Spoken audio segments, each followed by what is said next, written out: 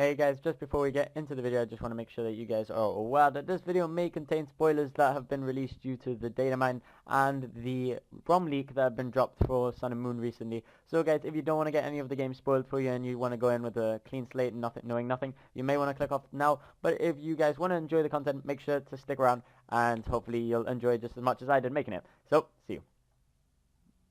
Hey guys, John here from the Formcast, and I know it's been ages and I literally haven't covered anything on Sun and Moon, but today I felt it was going to be a little bit different and I was actually going to cover some Sun and Moon news.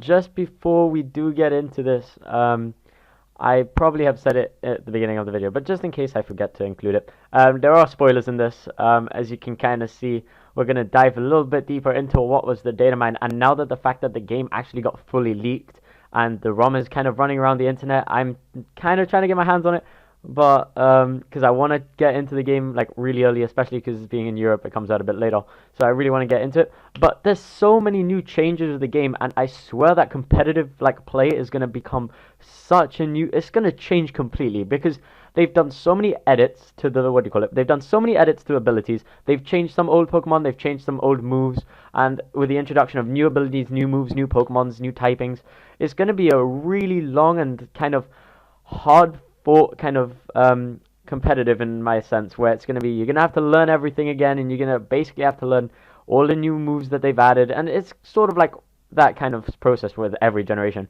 But the fact that they've changed some old Pokemon stats and stuff as well has got a big impact, so you're going to really have to try and balance for that.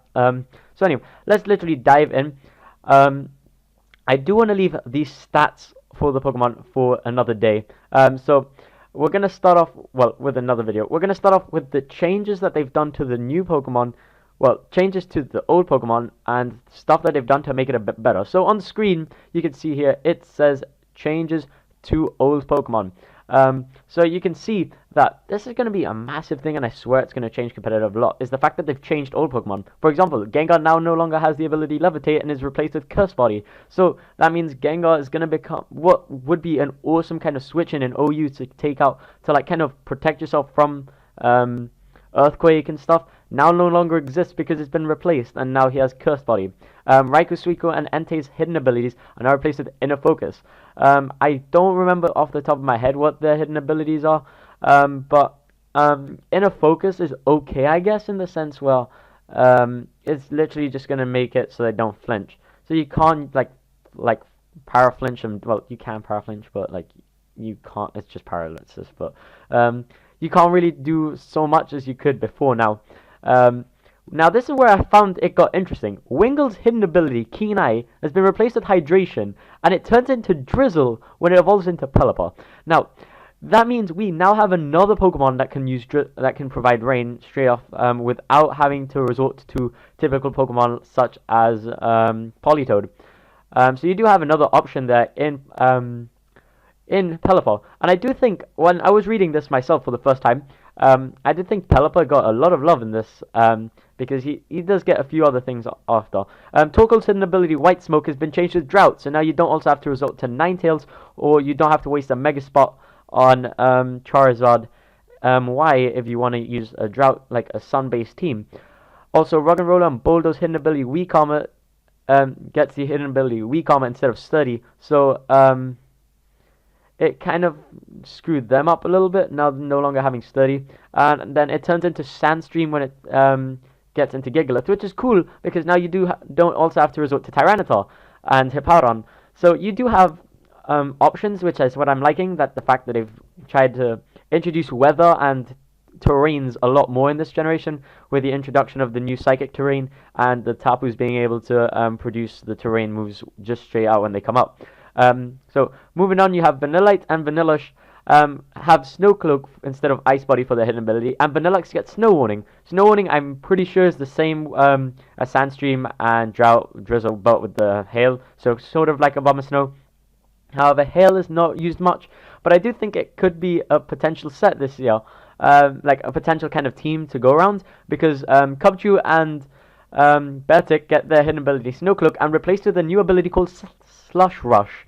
Slush Rush is basically It's basically Sand Rush, but with Hail.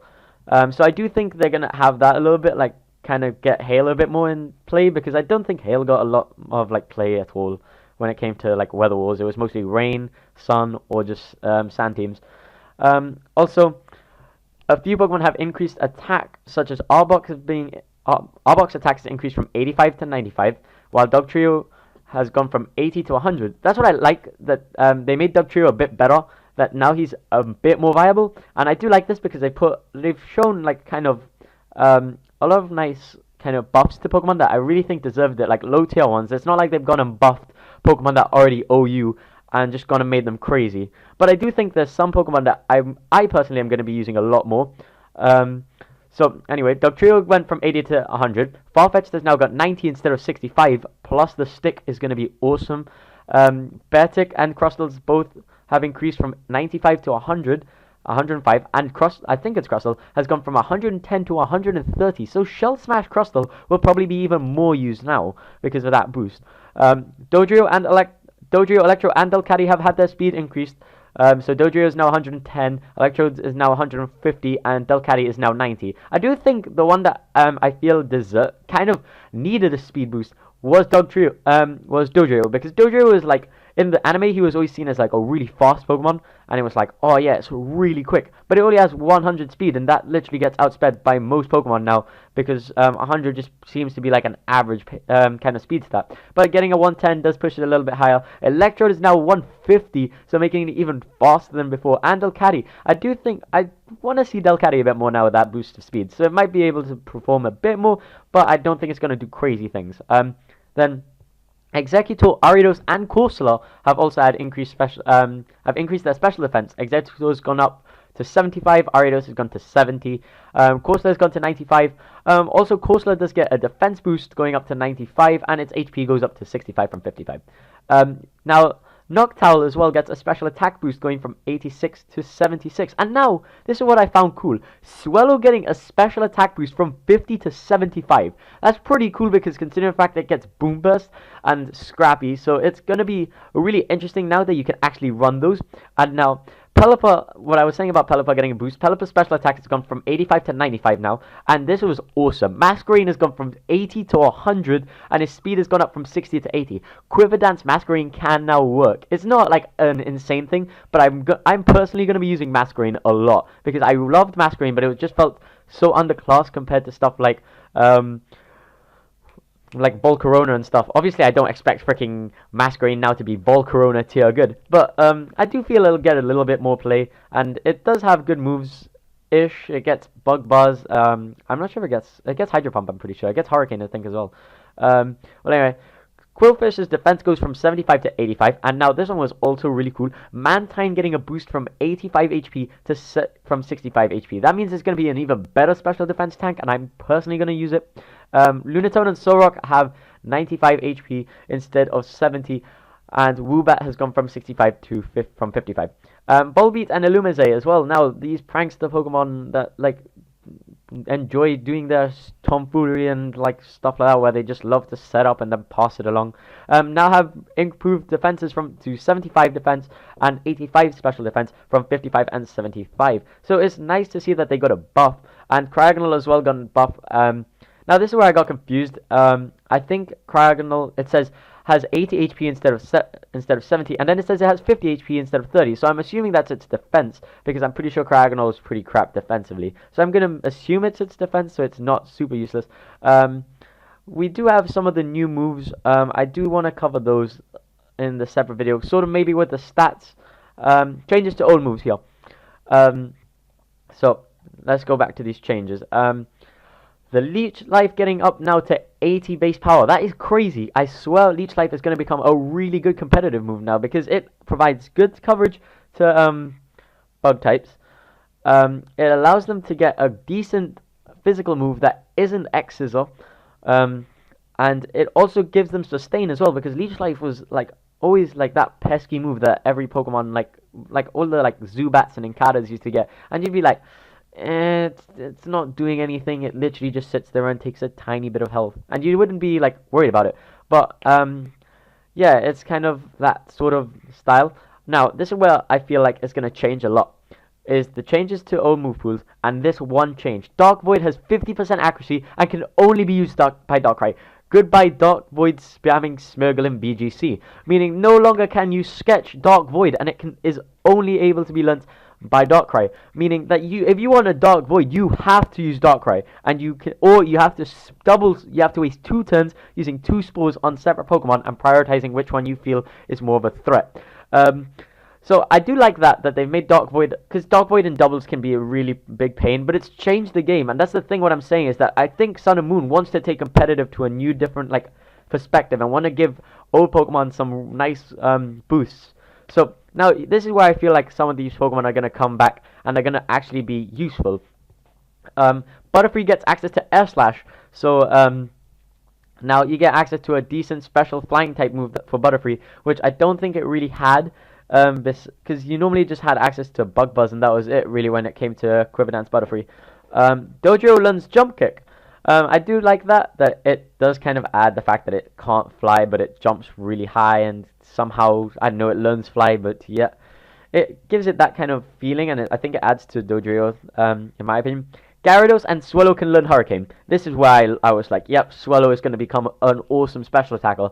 Despite it's still okay, a special attack at 75, but a Choice Specs Hurricane or Boom Burst from a scrappy Swallow is going to hurt now a lot, because that little boost gives it a little bit more of a competitive edge when it comes to those kind of special attacking flying types. Furret can learn Coil, that one wasn't too Noctowl can learn Moonblast, especially now they've got a boost. Pikachu, Pichu, and Raichu can learn Electric Terrain. Blossom and Wormadam can learn Quiver Dance. Blossom now can, both Blossom and Wormadam can now actually get good competitive play with Quiver Dance, because Blossom is a cool Pokemon. It just doesn't have anything crazy to do anything with. Its moveset was also kind of mediocre. It gets access to a couple of good moves like Giga Drain and Solar Beam. Most grass types learn. I think it did get access to Energy Ball as well, so you do have a couple moves there. Sudowoodo can learn Head Smash. That's an interesting one. I'm going to see how that works, because that's a really powerful stab move. Dunsparce can learn Air Slash and Dragon Rush.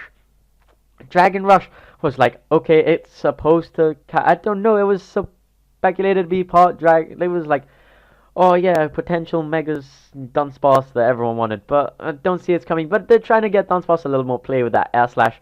Paraflinching is going to be interesting now, and Dragon Rush as well is going to be cool to have on that. Delibird gets Drill Peck. I don't see that getting too much usage, because Delibird doesn't really get much play anyway. And now this is where Mantine becomes an ultimate tank. It gets access to Roost, so it can literally negate its ×4 weakness to Electric if it roosts on a right turn. It also gets really good sustain compared to the fact that it normally just had Aqua Ring. And that's why I'm interested to really use Mantine this year. I like Mantine's typing being water flying. I do like that type. But I really want to see that get a lot of play, and I'll probably have to do a couple of these sets once the game comes out fully and we have access to all of them on Showdown and stuff, and I can actually put them in. I can do a few of them, but some of the moves you don't have access to. Suicune can learn Sheer Cold. That's going to be cool. I guess it's nice once you have Crocoon, if you really want to try and play that kind of game where you just spam Sheer Cold and pray you get lucky. That's a possibility. We already know Swallow can learn Hurricane because they got it twice. Wailord can learn Noble Roar. Grumpig and Whiscash can learn Belch. And now, this is probably the best one that I saw. Flygon gets Dragon Dance. Do you know how long that I have been waiting for Flygon to get some love? Flygon is my favorite Pokemon. I know that despite my channel being revolving around Castform is my second favorite. Flygon is always going to be my favorite Pokemon. It is amazing to see it gets Dragon Dance, and now it's actually going to be able to provide some good usage. What I do want to see is Flygon get a new ability. It's still only stuck with Levitate, and I don't see why. I feel like it deserves a new ability, kind of like change up or adding something to it. It just needs that little bit more, because Levitate doesn't really provide much. It's already it's a ground dragon type. It kind of already is part ground. It doesn't really need Levitate. But to get Dragon Dance is going to be cool, because I feel Flygon was lacking that little edge that it needed. So it's going to get those boosts there and here and there. If it can get a few hits in, it could provide some good usefulness to the team that I really want to make Flygon now a centerpiece of my team along with Mantine. Dodrio, Bibarel, and Seviper can now learn Sword Dance. Also, that's going to be interesting. Lunatone and Diancie can learn Power Gem. Diancie, I feel Power Gem is a necessary kind of thing because Power Gem, it doesn't have any special attack, special rock type moves. So Power Gem there is going to be cool. Lunatone doesn't really get much play regardless, despite it getting a couple of boosts. Solrock, Litleo, and Pyro can learn Flare Blitz. Pyro and Litleo needed a physical fire type attack. I'm pretty sure they had higher physical attack, if I'm correct, but they only had special attack, special base moves, and having Flare Blitz now provides that different chance. Now, Bibarel getting Aqua Jet. Bibarel got buffed. I can't remember exactly what stats. It gets access to Sword Dance and gets boost to Aqua Jet with simple Sword Dance.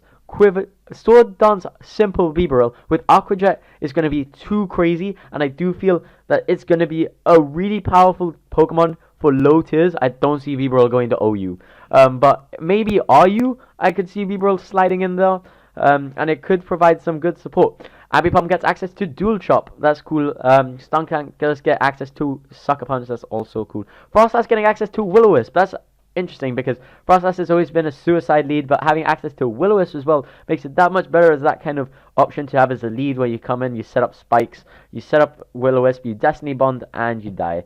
And you get a 1-for-1, and you can try and pass burns along if you don't plan to sacrifice the Frostlass, but it's cool in that sense. Simisage, Simisear, and Simipour now can learn the 3 powerful moves unique to the starters, Frenzy Plant, Blast Burn, and Hydro Cannon respectively. Now, not that Frenzy Plant, Blast Burn, and Hydro Cannon are super crazy competitive moves, but I do feel they're going to be interesting to have on Simisage, well, the 3 Simi Pokemon. So it's going to be interesting to see that, because now they do have access to a really powerful move that they can dish out when they have to, like, wall breaking kind of style, choice specs, and dish out a Frenzy Plant or something, and it'll be really awesome to see that. Throw can learn Map Block, that's going to be cool, in doubles, getting that Map Block down, getting that protection. Basculin can learn Head Smash, that was cool in the sense that it's awesome that it gets another powerful move. I can't remember if it gets access to Reckless. If it does, that's a really nice move to have. And then Pangoro gets access to Bullet Punch. Bullet Punch is a cool move for Pangoro that I feel like it needed. Let's see, other notable changes. Here, this is crazy. We've said it a couple of times now. We feel the game is against Talonflame, where it's literally increasing moves and abilities that reduce priority, and then they introduce basically making Talonflame already crippled as it is, but then they go and do this. Gale Wings only works when the user has 100% of its hit points. So it's crazy. It can't, like, I swear Talonflame has just been ripped on, basically meaning one Brave Bird and Talonflame's Gale Wings is already crushed. Talonflame is already a really fast Pokemon in its sense, but I do feel like having Gale Wings working 100%, like at 100% HP, is a bit too far in my opinion. I know that Talonflame was crazy and it needed to get calm. It needed something to bring it down a couple of stages. But do I feel that it has to be 100% for it to work? I feel like Talonflame deserved sort of the Archeops treatment where it got defeatist but it works at 50%. So I feel like maybe people would use 50%. I think 50% would have been an interesting point, because if it brings in on a Stealth Rock, it's already at 50%, therefore it can't use Gale Wings. So that's already cool. But Stealth Rock, if that means Talonflame is screwed if there's setup, if there's entry, because it means that it can't come in on, it can't come in on Stealth Rocks and get Gale Wings. So you're going to have a Defog or a Spinner for sure, if you really want to make the most out of Talonflame. So, do I see Talonflame staying up in OU after all these changes? I feel Talonflame will maybe get dropped down to borderline, maybe even UU after this change, because Gale Wings is going to get screwed over. It's not a powerful Pokemon. It's the fact that it has access to such a powerful move with priority. Talonflame hasn't got insane physical attack. It has decent speed, but I do feel it might drop down to borderline though. I know that's still OU, but I feel like it's going to start dropping there into BL, where it's just kind of be a bit struggling for Talonflame to stay up. Let's see if there's anything else. I didn't really look past this part where it said Gale Wings. Unaware only ignores the opponent's stats when the user is attacking. Interesting. Unaware has just been absolutely nerfed.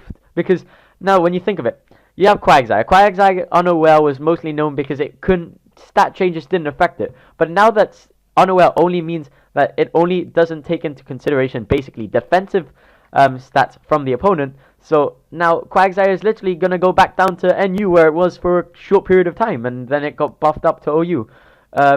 So that's going to be a bit hard for Quagsire now to survive, because Unaware, well, a lot of Unaware Pokemon are just going to get really outdone by the fact that it got nerfed. I do feel like a lot of nerfs are just there because some abilities were too crazy. For example, you needed to get, what do you call it? You needed to nerf these Pokemon.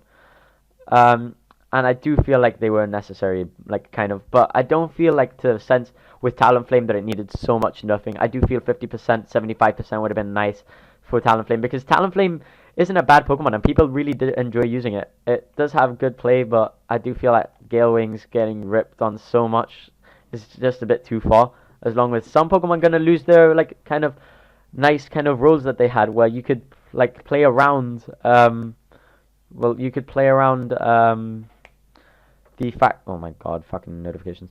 Well, what do you call them? You could play around the fact that, or some Pokemon didn't have, you could, like, for example, Gengar with Levitate, you could not Mega Evolve if you were predicting an Earthquake kind of situation because they expected you to Mega, and you didn't have to, and you could predict that. But now it's non-predictable. You can't, it's literally rip, like, the whole time.